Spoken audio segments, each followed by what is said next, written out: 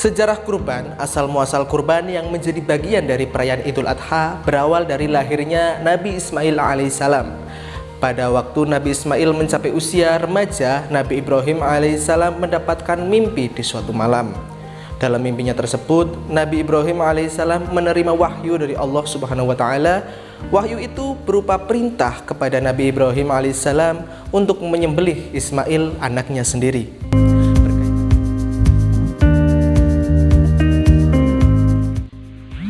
Kurban merupakan ibadah yang dilakukan oleh umat muslim pada saat hari raya Idul Adha tiba, identik dengan penyembelihan hewan kurban.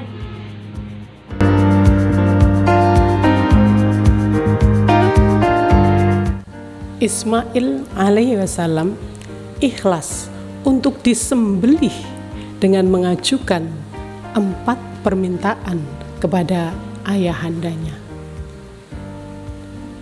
Yang pertama, Nabi Ismail meminta dalam melaksanakan perintah Allah itu agar sang ayah mengikat Nabi Ismail kuat-kuat supaya tidak banyak bergerak sehingga tidak menyusahkan sang ayah.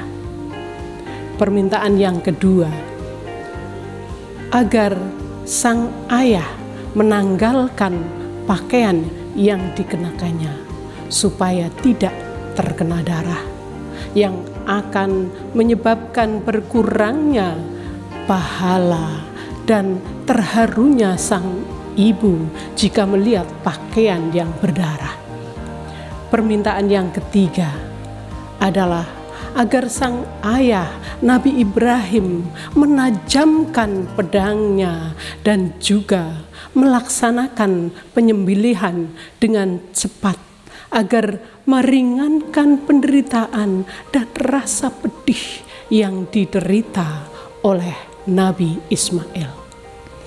Permintaan yang terakhir adalah agar pakaian yang terakhir kali dikenakan Nabi Ismail untuk diserahkan kepada ibunda tercinta sebagai penghibur rasa sedih sang ibu, juga sebagai kenang-kenangan atau tanda mata dari putra semata wayang.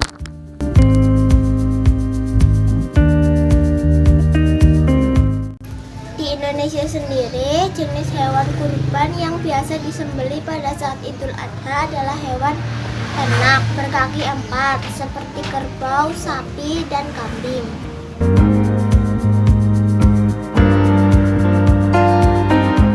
Makna ibadah kurban adalah sebagai bentuk pendekatan diri dan ketakwaan kepada Allah Subhanahu wa Ta'ala, sekaligus juga sebagai bentuk rasa syukur atas karunia-Nya kepada kita selama ini.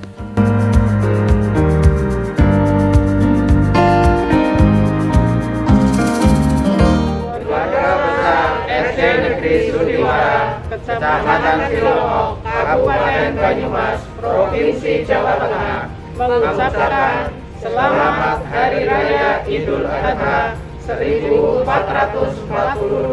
Hijriah.